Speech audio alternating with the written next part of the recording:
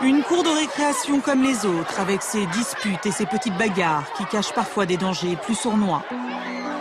Dans toutes les écoles de France, des élèves sont martyrisés tous les jours par leurs camarades. Ils sont victimes de harcèlement collectif. Un enfant sur 10 est concerné par le harcèlement dans la cour de son établissement scolaire en France. Un rapport qui fait état d'une augmentation inquiétante du nombre de cas de violence à l'école. Petite Émilie, 6 ans et demi, est l'unique fille d'une famille reconstruite. Une mère pour qui elle est toute sa vie, et un beau-père qui l'aime comme si elle était de lui. Si gentille, si belle, des yeux qu'on sorcelle. Pour ceux de sa mère, elle en était la prunelle. Elle ne pouvait pas vivre l'une sans elle. Leur relation était devenue plus que fusionnelle.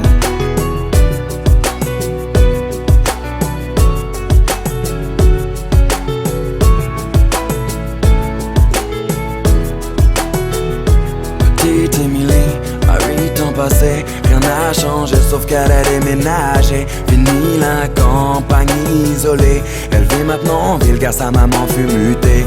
Une nouvelle école, de nouveaux amis, elle ne mit pas longtemps à s'adapter à cette vie. Du haut de ses 8 ans, on peut dire qu'elle est ravie, car tout va pour le mieux pour petite Émilie.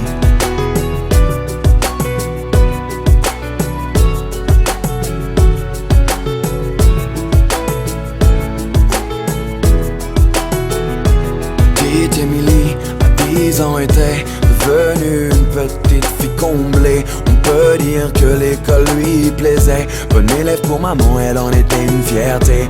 Un peu rondelette, de bonnes petites joues. Elle essuie les critiques de quelques jaloux. Devant les profs, ils l'appelaient bouffe-tout. Mais ce ne sont que des enfants après tout. Depuis quelque temps, une nouvelle forme de violence se développe sur les réseaux sociaux. Elles prennent différentes formes, elles peuvent prendre la forme de châtiment corporel, mais elles peuvent aussi prendre une forme plus insidieuse, qui est tout ce qui est la violence plus psychologique. Petite Émilie, à 12 ans maintenant, adolescente enfermée aux grandes dames de maman.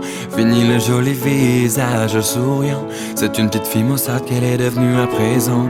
Faut dire qu'au collège, tout avait changé. Trop d'élèves ne faisaient que de se moquer. Partout elle se sentait rejetée, tantôt frappée, tantôt injuriée. Elle se demandait comment faire face. Elle était devenue le souffle-douleur de la classe. Sur les réseaux sociaux, ils l'appelaient la dégueulasse. Des photos d'elle tournées montrant son ventre qui dépasse. Ne sachant pas comment faire ni comment réagir à cet enfer. Par honte et ne voulant pas affoler sa mère, petite Émilie décida de se taire.